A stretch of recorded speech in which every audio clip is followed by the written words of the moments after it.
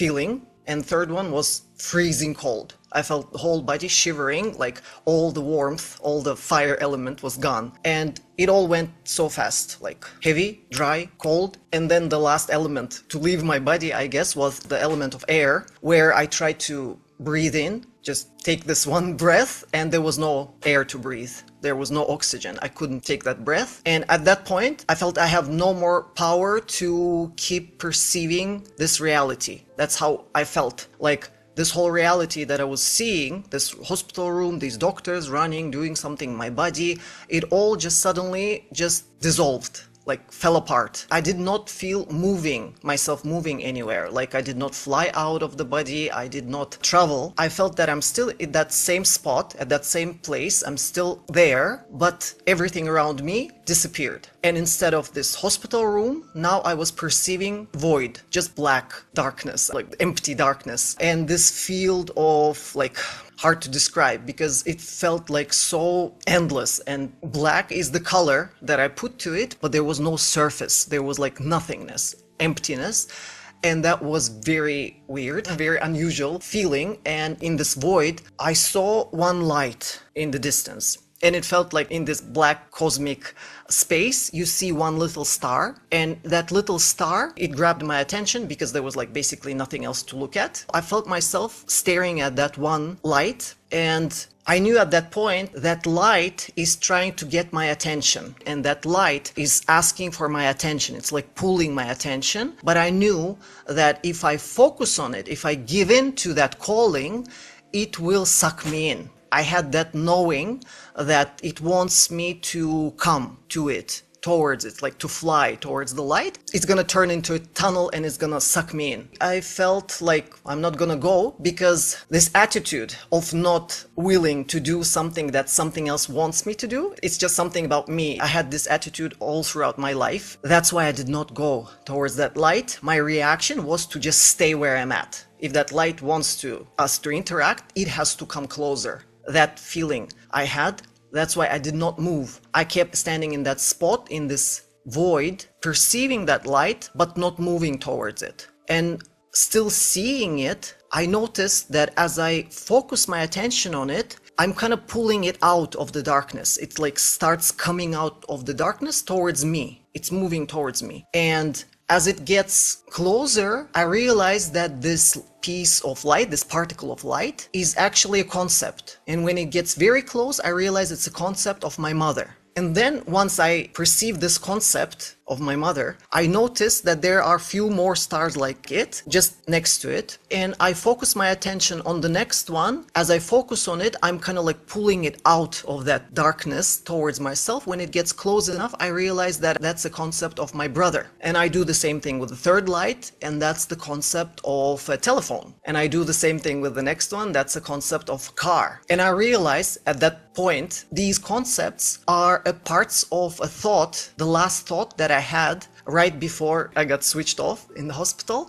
I remember myself looking at the wall and thinking that it's already so late at night and my mother doesn't even know where I'm at. I should have called my brother so that he could pick me up by car because the road is long. So these concepts of mother, brother, telephone, car, and road are like my last thought. But when I was in hospital room thinking it, I was not aware that this thought consists of these specific concepts. I am somewhere, I am something. And the moment I had that one thought, it just snapped and I had 360 degrees vision right away. And that was probably the most terrifying part of this whole experience, because the moment I realized that I'm not anywhere. So that second, I felt this primal fear of realization that I do not exist. That's probably the most terrifying thing that I've ever experienced, ever. And there is no words which can describe that level of terror and that level of fear at that moment.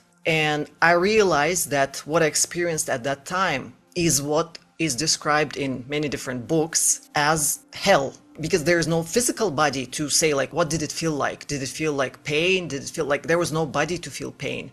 But that terror that my consciousness was feeling experiencing. If I would have to translate it into physical terms, I would say that I felt like I am being torn into pieces, like my physical body is being like torn alive into pieces and cut and burned endlessly, non-stop, forever. That's how painful it was. There's no words to describe that experience because there's no concepts there to describe that terror. So when we translate it into our concepts and our words, the closest available description is like the way they describe hell, being burned, fried, or cut and tortured forever. That's how it felt.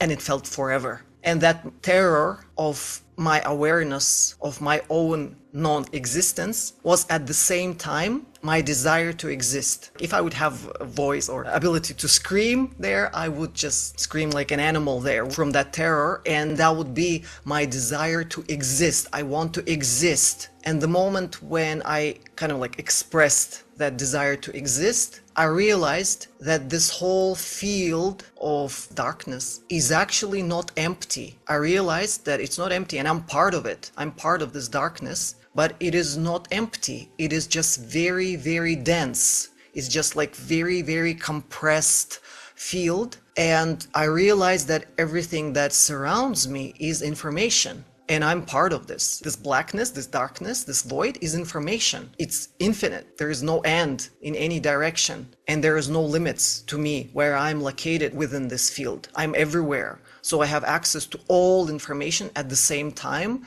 And that feels like so much. That feels like too much. And I felt like so much pressure, so much tension, so much like such huge density. That's what I was experiencing as pain. But when I realized that, like when I expressed that desire to, I got awareness that I'm part of this mass of information. I am. But in order to exist the way I was wishing to exist, I realized I need to think. But thinking in this field of this vast, dark, dense information, it's so hard to think there, because to think, I have to find, like, out of all this huge amount of information that is around me, I have to pick one, like a point, and I have to focus on it. That's what I knew I need to do. If I focus on it, I start thinking it. And that transition was hard for me to make, because imagine you're in a vast ocean of information. How do you pick what to focus on? And there is just too much, so much, and it's painful. But to release, get rid of that pain, you need to choose one point, focus on it, and start thinking it. So that was a choice. That was a choice. It was, I'm telling it like it takes such a long time to describe, but actually it all happened maybe like all in a split second. That decision, the thought that I was thinking was that I just want to be something. And the moment I decided that, something snapped, and I see myself back in the room. I see myself back in the hospital room, but I am floating, kind of like I see this whole place from above the ceiling.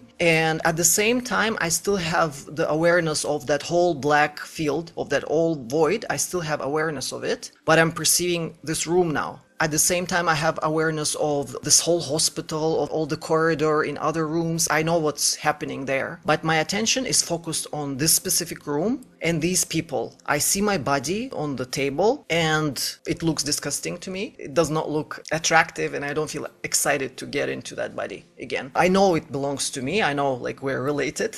It's mine, but I feel like no way, I don't want to go into that. That's how I felt. I see the doctor trying to do something to my face up there, and then I see a nurse and one more doctor. That one is male and these two are females, and they're arguing. The doctor is yelling at the nurse, shouting and saying that she will not sign the papers for my death because it was not even her shift, and why did I even agree? She's like yelling, angry, screaming, shouting, and she's cursing at me for dying. And the nurse is standing with this journal, and she's supposed to mark the time of the death, I guess, and somebody has to sign it. And the nurse is just like listening, standing there all freaked out, and the doctor is yelling at her, telling her to sign it. And basically they're deciding who is going to be responsible for my death. And that doctor who is yelling, she's cursing, like using all the worst language towards me, for dying. And from above the ceiling, I hear that and I feel this desire to tell her to stop cursing, because she probably doesn't realize that I understand their language. And I want to tell her, stop cursing, I understand your language, I know what you're saying. And I'm trying to tell her that, and I feel so surprised that she's not hearing me. She's still yelling. And